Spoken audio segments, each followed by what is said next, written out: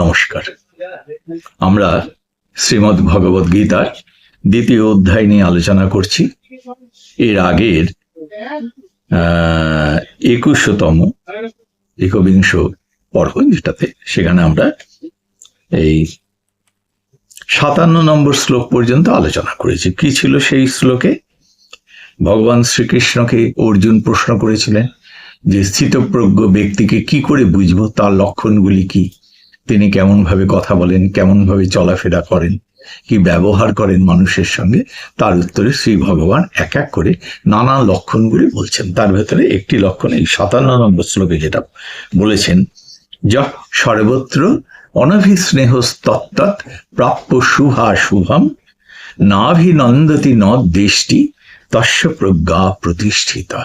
বলেছেন যে সেই ব্যক্তিকে আমরা বলবো যে তার প্রজ্ঞা প্রতিষ্ঠিত হয়েছে, অর্থাৎ তার উইজডম, তার জ্ঞান স্থির হয়েছে। কার না? যিনি সর্বত্র অনভিস্নেহ তত্তৎ প্রাপ্য শুভাশুভম। তিনি তার জীবনের ক্ষেত্রে কখনো শুভ ফল পাচ্ছেন, কখনো অশুভ ফল পাচ্ছেন, সর্বক্ষেত্রেই তিনি অবিচলিত থাকছেন। অনভিস্নেহ তত্তৎ মানে স্নেহরহিত, অর্থাৎ অবিচলিত থাকছেন। ভালো ফল হলেও তিনি অবিচলিত থাকছেন, খারাপ ফল হলেও তিনি অবিচলিত থাকছেন। নাভিনন্দতি নদেষ্টি, তিনি ভালো ফল হলে তাতে অত্যন্ত উল্লসিত হচ্ছেন না, আবার খারাপ ফল হলেও তার জন্য তিনি দেশ করছেন না, অর্থাৎ তার জন্য উনি হতাশ হয়ে পড়ছেন না, কাউকে দোষ করছেন না, ঈর্ষান্বিত হচ্ছেন না কোনোভাবেই। তার মানসিক যে স্থিরতা, ইকুইলিব্রিয়াম অফ হিজ মাইন্ড, তার মনের যে সাম্যভাব, সেই সাম্যভাবে কোনো পরিবর্তন হচ্ছে না। সেই রকম ব্যক্তি, এই যে লক্ষণ যে ব্যক্তির মধ্যে, ভগবান বলছেন সেই ব্যক্তিকে বুঝতে হবে যে তার জ্ঞান প্রজ্ঞায় পরিণত হয়েছে এবং তার প্রজ্ঞা, knowledge has been converted into wisdom and that wisdom has become stabilize, steady wisdom, স্থির জ্ঞান হয়েছে, তার প্রজ্ঞা হয়েছে বলে তারপরে আরেকটি কথা বলছেন যে প্রতিষ্ঠিত প্রজ্ঞা যে ব্যক্তির, তার ব্যবহারটা কেমন। অর্জুন তো অনেকগুলি প্রশ্ন করেছেন, তার ভেতরে ব্যবহারের কথা এবারে বলছেন যে বাহ্যিক জগতে কিরকম ব্যবহার সেই মানুষের মধ্যে দেখা যায় বলে 58 নম্বর শ্লোক। আজকে আমরা এই 58 নম্বর শ্লোক থেকে আলোচনা করছি। 58 নম্বর শ্লোকে ভগবান কি বলছেন? বলছেন, যদা সংহরতে চায়ং কূর্ম অঙ্গানিব সর্বশঃ ইন্দ্রিয়ান ইন্দ্রিয়ার্থেভ্য স্তস্য প্রজ্ঞা প্রতিষ্ঠিতা। বলছেন যে যখন দেখা যাবে সংহরতে চায়ং কূর্ম অঙ্গানিব সর্বশঃ, বলে একটা উদাহরণ দিচ্ছেন। কি উদাহরণ? সাধারণ জীবনের উদাহরণ। আমরা যখন কচ্ছপে দেখি যে জমির ওপর দিয়ে কচ্ছপ চলেছে, তখন যদি কচ্ছপের মনে হয় যে কোনো একটা বিপদ বা কোনো তার ক্ষেত্রে অশুভ কিছুর সম্মুখীন হচ্ছে, সে সঙ্গে সঙ্গে তার মুখ এবং তার পাগুলি তার মধ্যে গুটিয়ে নেয়। কূর্ম অঙ্গানিব সর্বশঃ, সংকুচিত করে দেয়। কূর্ম মানে কচ্ছপ যেমন নিজের অঙ্গগুলিকে সংকুচিত করে চুপ করে থাকে, অনেকক্ষণ চুপ করে থাকে। যখন তার মনে হয় যে হ্যাঁ, তার বিপদের সম্ভাবনা বা অশুভ কোনো বস্তুর সম্ভাবনা, অশুভ কোনো ইঙ্গিতের সম্ভাবনা দূর হয়ে গেছে, তখন সে আবার প্রকাশিত করে, তার অঙ্গগুলোকে বাইরে বের করে সে আবার চলতে শুরু করে। ভগবান বলছেন যে এই রকম যে কচ্ছপের মতো ব্যবহার, অর্থাৎ সেটা কে করেন? ইন্দ্রিয়ান ইন্দ্রিয়ার্থেভ্য, যে এই যে আমাদের ইন্দ্রিয়গুলো, ইন্দ্রিয়ের আকর্ষণে যা কিছু বিষয়বস্তু চারিদিকে বিশ্ব জগতে সবকিছুই আমাদের ইন্দ্রিয়ের আকর্ষণের বিষয়বস্তু। 5টি ইন্দ্রিয় সবসময় তার যার যার যেটা আকর্ষণীয় তার দিকেই ধাবিত হচ্ছে। বলছে প্রজ্ঞাবান ব্যক্তি যখন সেই অবজেক্ট অফ অ্যাট্রাকশনসের সম্মুখীন হয়, যখন দেখেন বাইরের জগতে তিনি একটি এই আকর্ষণের সম্মুখীন, তখন তিনি সেই নিজেকে নিজের মধ্যে গুটিয়ে নেন, অর্থাৎ সেই আকর্ষণের বস্তু থেকে, আকর্ষণের বিষয় থেকে তিনি নিজেকে দূরে সরিয়ে নেন। এই রকম যিনি ব্যক্তি, ভগবান বলছেন যে সেই ব্যক্তিকে বুঝতে হবে যে তার প্রজ্ঞাও প্রতিষ্ঠিত হয়েছে।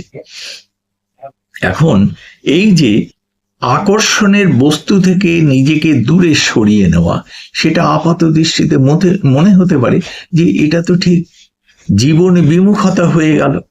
আমি এই ব্যবহারিক জগতে যখন চলবো, এই ট্রানজাকশনাল ওয়ার্ল্ডে আমার ইন্টারাকশন সবসময় তো হচ্ছে, সবসময় প্রিয় বস্তুর সঙ্গে হচ্ছে, অপ্রিয় বস্তুর সঙ্গে হচ্ছে।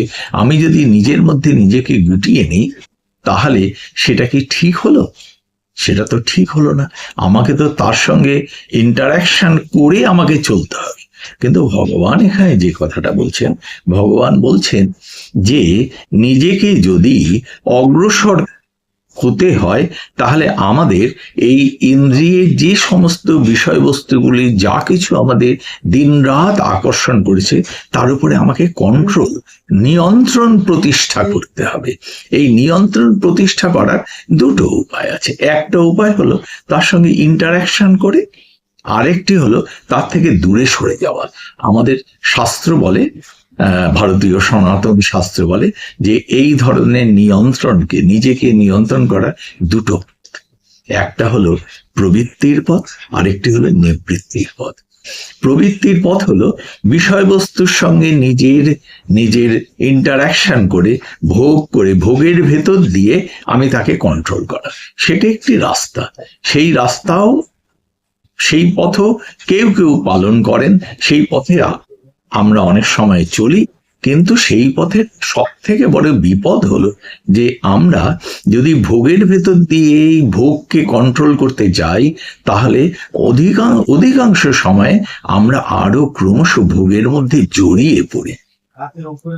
সুতরাং এই পথে যেতে হলে অতি অবশ্যই গুরুর নির্দেশ বা অন্য কোনো শিক্ষকের নির্দেশ বা নির্দিষ্ট নিয়ম কানুন খুব দৃঢ়ভাবে পালন করার সাথে ওই প্রবৃত্তির পথে এগোনো উচিত। আর একটি হলো নিবৃত্তির পথ।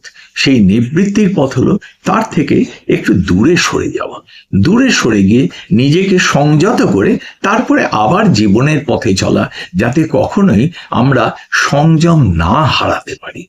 একটা কথা একজন মহাপুরুষ, বিখ্যাত মহাপুরুষ পরমহংস যোগানন্দজি বলেছিলেন যে do not tempt your temptations, do not tempt your temptations. অর্থাৎ আমাদের যা কিছু লোভনীয় বস্তু, তার প্রতি তো আমাদের আকর্ষণ আছেই।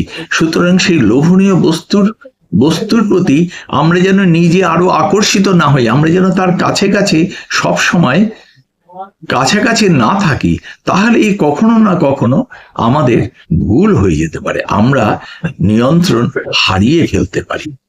তার জন্য আমাদের তার থেকে যতক্ষণ পর্যন্ত নিজের উপরে সেই শক্তি সঞ্চয় না হচ্ছে, তার কাছাকাছি যাওয়া উচিত। যেমন ধরুন, আমাদের কোনো একজনের যদি মনে হয় যে আমাদের মিষ্টি খাওয়া একদম উচিত নয়, আমার জন্য অনুপযুক্ত, তাহলে মিষ্টির দোকানের কাছাকাছি না যাওয়া ভালো। অত্যন্ত সুস্বাদু মিষ্টির সংস্পর্শে না আসা ভালো। আমি সবসময় যদি তার কাছাকাছি থাকি, তাহলে আমার ভুল হয়ে যাওয়ার অনেক সম্ভাবনা। আমি হয়তো আমার অভ্যাস পরিবর্তনের চেষ্টা করছি, একটি অভ্যাস, সে স্মোকিং আমি ছেড়ে দেওয়ার চেষ্টা করছি, তাহলে আমার ওই স্মোকিং এরিয়া থেকে বা যে বন্ধুরা স্মোক করে তাদের থেকে আমার একটু দূরে থাকা উচিত। যে জিনিসটাকে আমি কন্ট্রোল করতে চাইছি, সেইখানকার কন্ট্রোল করার দুটো পথ হচ্ছে, এক হচ্ছে ভোগ করে আমি স্যাটিসফাইড হয়ে গেলাম, না আর আমার ভোগ করার দরকার নেই, সেটা একটা পথ, কিন্তু সেই পথ বিপদ সংকুল পথ। আর যে পথ হচ্ছে সহজ পথ, সবার জন্য পথ, তা হচ্ছে নিবৃত্তির পথ। সেই নিবৃত্তি হচ্ছে যে আমি তার থেকে একটু দূরে থাকবো। ভগবান এখানে যে কথাটা বলেছেন অর্জুনের মাধ্যমে, যে যদা সংহরতে চায়ং কুর্ম অঙ্গানিব সর্বসহ, এটা উনি বলেছেন যে সর্বসাধারণের জন্য বলছেন। যখন দেখবে যে তোমাদের কাছে এই রকমের কোনো অশুভ কোনো জিনিস আসছে যা তুমি কন্ট্রোল করতে চাও, যা তার থেকে দূরে সরিয়ে যাবে। যেমন কচ্ছপ তার অঙ্গগুলোকে বিপদ দেখলে সে সংকুচিত করে না, আমাদেরও সাধারণভাবে সংকুচিত করে নেওয়া উচিত। এইভাবে যদি আমরা সংকুচিত করি, সংকুচিত করা মানে ছেড়ে দিয়ে চলে যাওয়া নয়, সংকুচিত করা মানে নিজেকে সংহত করা, শক্তি সঞ্চয় করা, যাতে এই বিশ্ব জগতের আকর্ষণীয় জিনিসের ভেতরে আমরা হারিয়ে না যাই।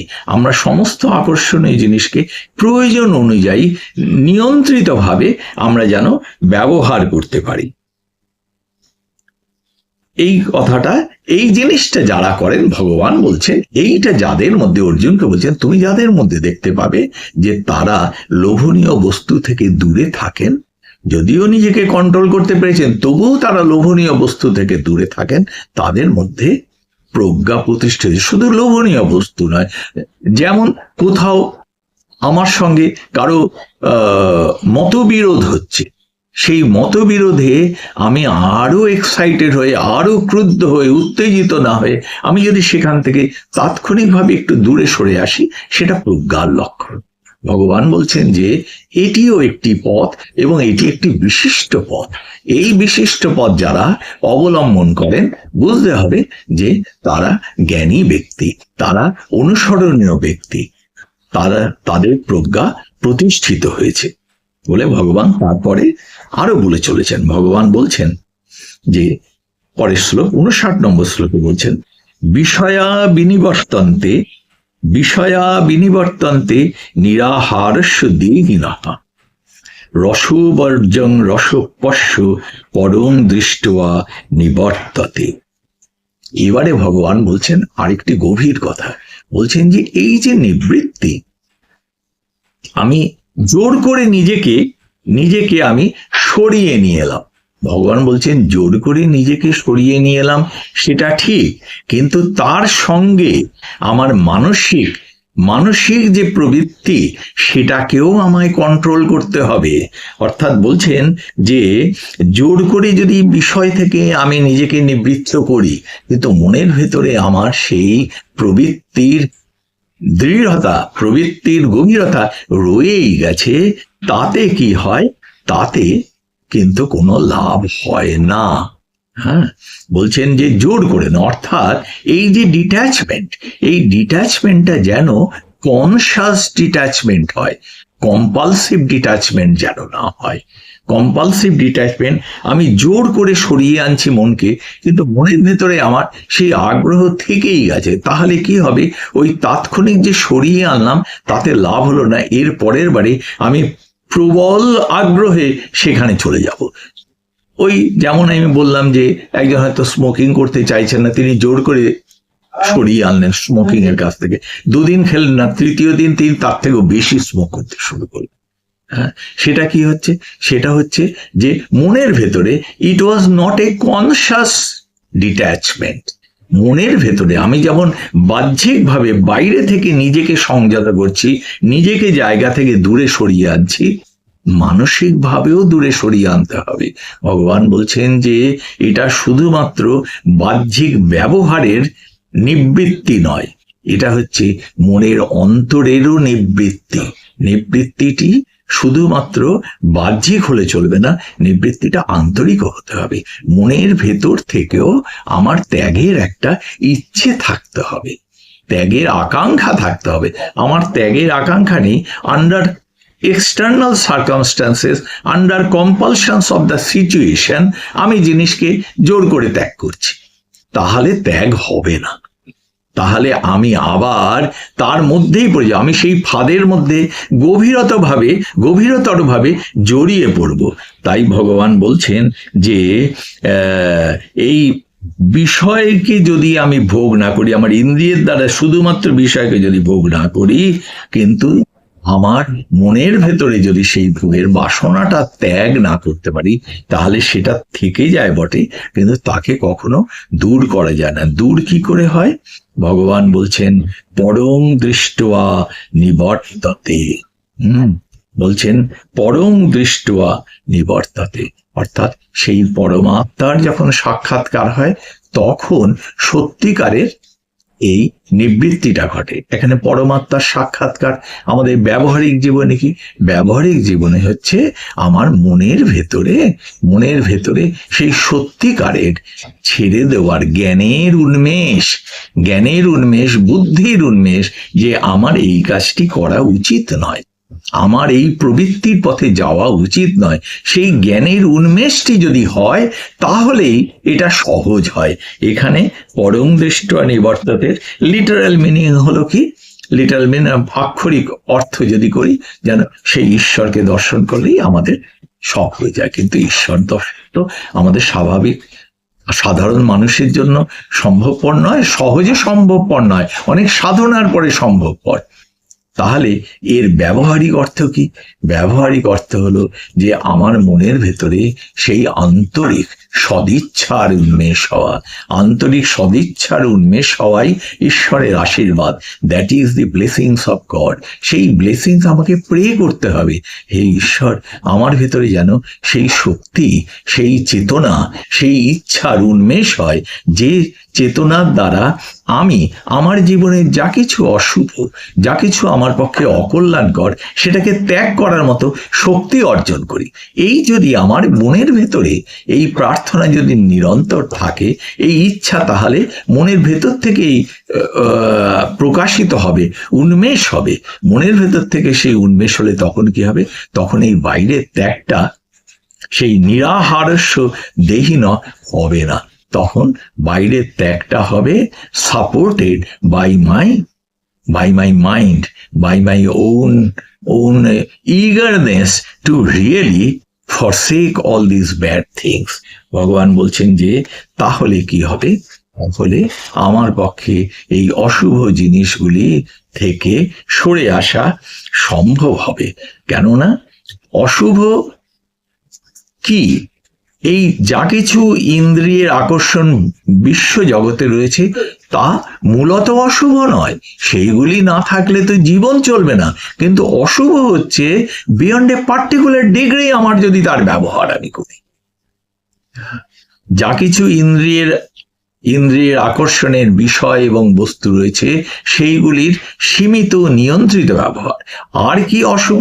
আর যেগুলি সত্যিকারের আমাদের কল্যাণময় জীবনের পক্ষে, সুস্থ জীবনের জন্য, আনন্দময় জীবনের জন্য সম্পূর্ণ বিরোধী, তার তো সম্পূর্ণ ত্যাগ করতে হবে। আর বাদবাকি যা কিছু ইন্দ্রিয়ের আকর্ষণ, যা আমাদের কাছে একটু বেশি হলেই আমাদের জীবনের পক্ষে ক্ষতিকর, অকল্যাণকর হয়, সেইগুলিকে আমাদের একেবারে নিয়ন্ত্রিত ব্যবহার করতে হবে। এরপরে এই নিয়ন্ত্রিত ব্যবহারে অনেক গভীরে ভগবান প্রবেশ করছেন। এরপরে শ্লোকে 60 নম্বর শ্লোকে ভগবান বলছেন অর্জুনকে যে যততো হি অপি কৌন্তেয় পুরুষস্য বিপশ্চিতঃ ইন্দ্রিয়াণি প্রমাথিনি হরন্তি প্রসভং মনঃ। এবারে ভগবান বলছেন এক গভীর সত্য কথা জীবনের।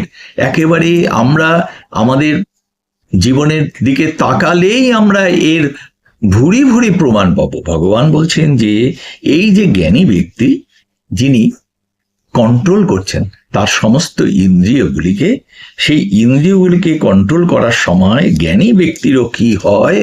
বলছেন ইন্দ্রিয়াণি প্রমাথিনি হরন্তি প্রসভং মনঃ।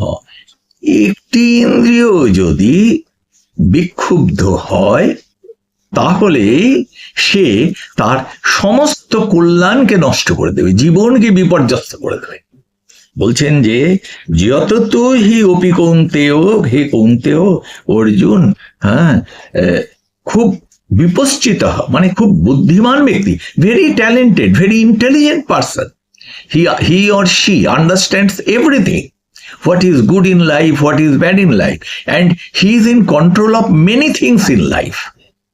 জীবনের আমাদের যেমন 5টি ইন্দ্রিয়ের যে নানা রকম আছে, সুখ ভোগ ইত্যাদি, যা কিছু স্পর্শ সুখ, গন্ধ সুখ, স্বাদ, যা কিছু, সমস্ত কিছু সম্পর্কে সে অভিজ্ঞ, কিন্তু হয়তো একটি ব্যাপারে সে অত্যন্ত দুর্বল। ভগবান বলছেন বিপশ্চিত পুরুষস্য বিপশ্চের, পুরুষস্য মানে পুরুষ নয়, পুরুষ বা স্ত্রী নয়, মানে সেই পার্সন, জ্ঞানী ব্যক্তি, সেই জ্ঞানী ব্যক্তিরও যদি একটি কোনো তার জীবনে যা কিছু আকর্ষণ, তার মধ্যে একটি আকর্ষণের ক্ষেত্রে যদি তার দুর্বলতা থাকে, সেই একটি দুর্বলতা তার সমস্ত জীবন নষ্ট করে দিতে পারে। বলছেন ইন্দ্রিয়ানি প্রমাথিনী, বিক্ষুব্ধ সেই একটি ইন্দ্রিয় যদি প্রমাথী হয়, অর্থাৎ একটি জায়গায় তার দুর্বলতা, তাকে প্রমাথী মানে তাকে কন্ট্রোল করতে পারছে না। সে হয়তো স্পর্শেন্দ্রিয় কন্ট্রোল করতে পারছে, সে হয়তো কর্ণেন্দ্রিয় কন্ট্রোল করতে, নিয়ন্ত্রণ করতে পারছে, হ্যাঁ, কিন্তু স্বাদেন্দ্রিয় নিয়ন্ত্রণ করতে পারছে না একটা জায়গায়। সব বুদ্ধি তার ঠিক আছে, কিন্তু খাবার তার ভীষণ ভালো লাগে, ওই খাওয়াতেই তার জীবন শেষ হয়ে যাবে, তার জীবন নষ্ট হয়ে যাবে। যত জ্ঞানী পুরুষ হোক, আমরা চারিদিকে তাকালে বিভিন্ন পুরুষ বা স্ত্রী, বিভিন্ন মানুষের, এখানে বলবো মানুষের যদি একটিও দুর্বলতা থাকে, যে দুর্বলতার উপরে প্রমাথিনী, বলছেন ইন্দ্রিয়পদ বিক্ষুব্ধ দুর্বলতা, যেটার উপরে সে কন্ট্রোল, সেভাবে না না ঠিক আছে, আমি তো অন্য সব ব্যাপারে আমি ঠিক আছি, সমস্ত I am honest, diligent, intelligent in every matter, একটা ব্যাপার আমার ওইটা একটু ভালো লাগে, ওইখানেই শেষ। ভগবান বলছেন যত বেশি, আমরা কত দেখেছি জীবনের ক্ষেত্রে, আমরা দেখতে পাই কত প্রতিষ্ঠিত ব্যক্তি একটা সামান্য ব্যাপারে, কত প্রতিষ্ঠিত, কত সম্মানিত, একটা জায়গায় ঘুষ নিতে গিয়ে তার জীবন নষ্ট হয়ে গেল, লোভ, ধরা পড়ে গেলেন ওই একটা জায়গায়। সমাজে অতি প্রতিষ্ঠিত, অতি জ্ঞানী, অত্যন্ত সম্মানিত ব্যক্তি একটা জায়গায় ঘুষ নিতে গিয়ে তার জীবনটি নষ্ট, একটা জায়গায় তার ইন্দ্রিয়ের দুর্বলতায় তার সমস্ত সম্মান নষ্ট, আমরা আকছাড় দেখতে পাই। ভগবান বলছেন যে কাজেই কোনো জায়গায় দুর্বলতা রাখলে চলবে না। দুর্বলতা রাখলে তুমি যতই অর্জুন, তোমার যত জ্ঞানী থাকুক, যত শক্তি থাকুক, যত তোমার প্রতিষ্ঠা থাকুক, কোনো একটি জায়গায় তোমার যদি দুর্বলতা থাকে, সেই দুর্বলতা, সেই ইন্দ্রিয় বিক্ষুব্ধ হলে তোমার জীবন নষ্ট করে দিতে পারে। ওই আমরা বলি না, ইংরেজিতে একটি কথা আছে, the strength of a chain is the strength of its weakest point.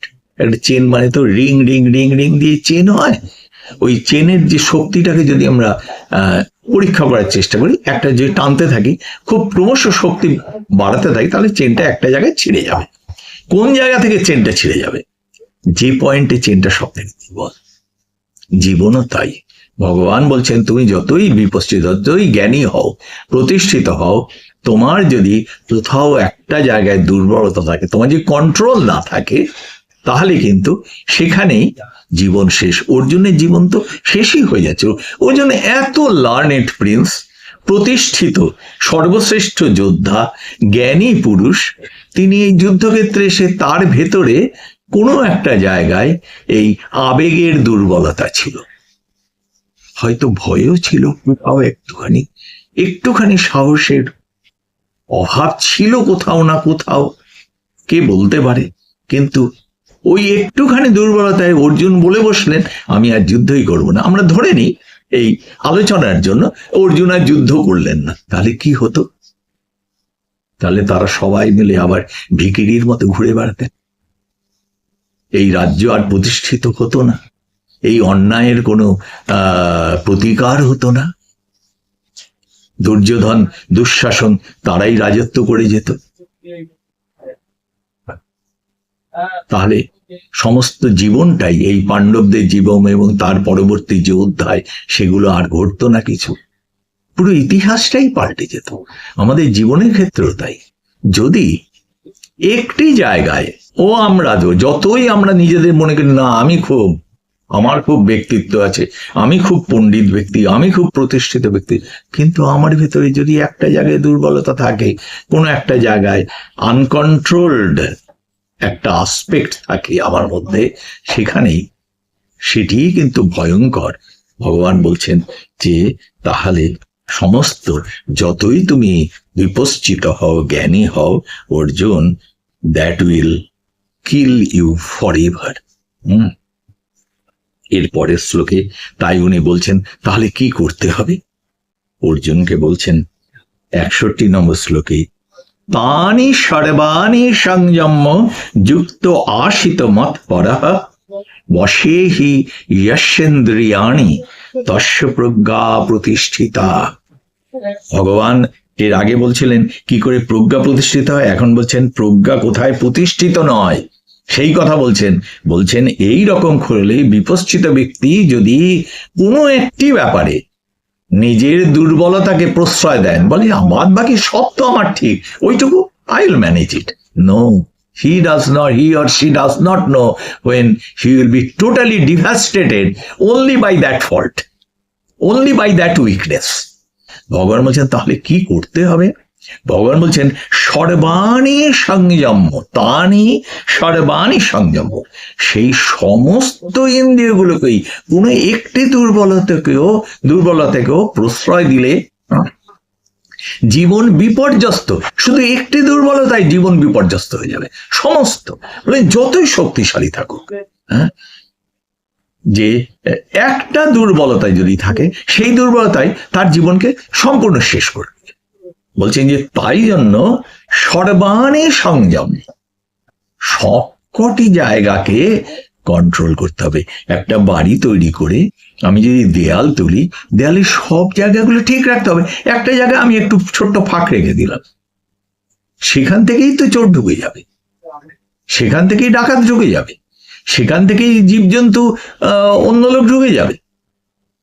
কাজেই বলছেন সেইটা সংযম, তানি সংযমী সর্বাণি সংযম। আর কি এই সর্বাণি সংযম কি করে হবে, বলছেন যুক্ত আশিত মৎপরঃ, আমার সঙ্গে যুক্ত হয়ে পরায়ণ হয়ে থাকতে হবে, আমার সঙ্গে যুক্ত হয়ে থাকতে হবে। এ তো অনেক বড় কথা। সাধারণ মানুষের জীবনে আমার সঙ্গে মানে আমার মানে ভগবান শ্রীকৃষ্ণ, হরে কৃষ্ণ হরে কৃষ্ণ করতে হবে তা বলেননি উনি, বলছে আমার সঙ্গে। আমি কে, এরপরে অনেক জায়গায় ভগবান নিজেকে ডিফাইন করেছেন, ভগবান অনেক জায়গায় নিজেকে ডিফাইন করেছেন আমি কে। হ্যাঁ, সর্বভূতস্থমাত্মানং সর্বভূতানি চাত্মনি, আমি সর্বভূতের মধ্যে আছি, আমার মধ্যেই সর্বভূত, সেই চেতনা। এখানে এই যুক্ত আশিত মৎপর মানে আমার চেতনার সঙ্গে যুক্ত। আমার চেতনা মানে কি, প্রত্যেকের মধ্যেই সেই সৎ চেতনা আছে, শুভ চেতনা আছে। বলছেন শুভ চেতনার সঙ্গে, ব্যবহারিক অর্থ হলো শুভ চেতনার সঙ্গে যুক্ত না থাকলে ওই সর্বাণী সংযম্য হবে না। সর্বাণী সংযম্য হতে হলে, সব জায়গাতে হলে নিজের মধ্যে শুভ বোধটাকে জাগ্রত রাখতে হবে। সবার ভেতরেই রয়েছে, ভগবান সবাইকে সব দিয়ে রেখেছেন, ভগবান কাউকে কম দেননি, কিন্তু আমরা সেইগুলিকে প্রকাশ করার চেষ্টা করি না। যে চেষ্টা বেশি করে সে এগোয়, যে চেষ্টা করে না সে পিছিয়ে থাকে। এখানে ভগবান বলছেন যে তোমাকে সমস্ত সংযম করতে, সব দিকে, কোনো জায়গায় তোমায় ছাড় দিলে চলবে না, কিন্তু সেইটা দেওয়ার জন্য তোমাকে হেল্প করবে কি, সহযোগিতা কি করবে, যদি তোমার চেতনা যুক্ত আশিত মৎপরঃ, আমার প্রতি পরায়ণ হয়, সিনসিয়ারলি এনথুসিয়াস্টিক্যালি আমি ভালো হতে চাই, আমি জীবনকে উন্নত করতে চাই, শুভ আনন্দময় করতে চাই, এই ভাবনাটা থাকতে হবে। এই ভাবনা যদি থাকে তাহলেই আমার পক্ষে ওই সব কটা জায়গাকে সিল করা, কন্ট্রোল করা সম্ভবপর হবে।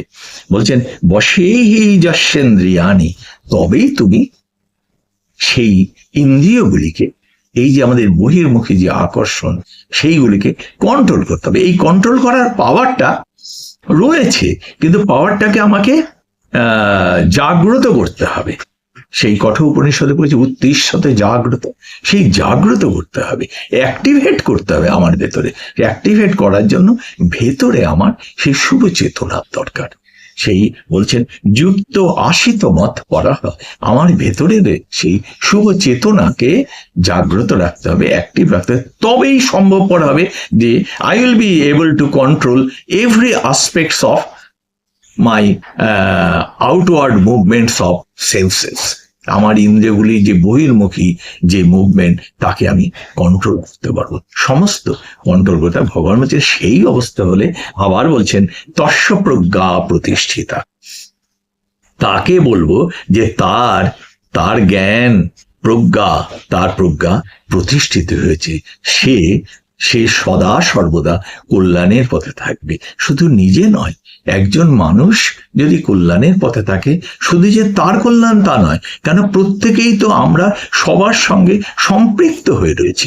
একজনের কল্যাণ মানেই আমাদের আশেপাশে যারা আছে সবার কল্যাণ। একজনের অকল্যাণ মানে আমরা সবার অকল্যাণ। আমাদের বাড়িতে একজন যদি অসুস্থ হয়, আমরা সবাই দুঃখিত হই। আবার একজন যদি খুব আনন্দিত হয়, তার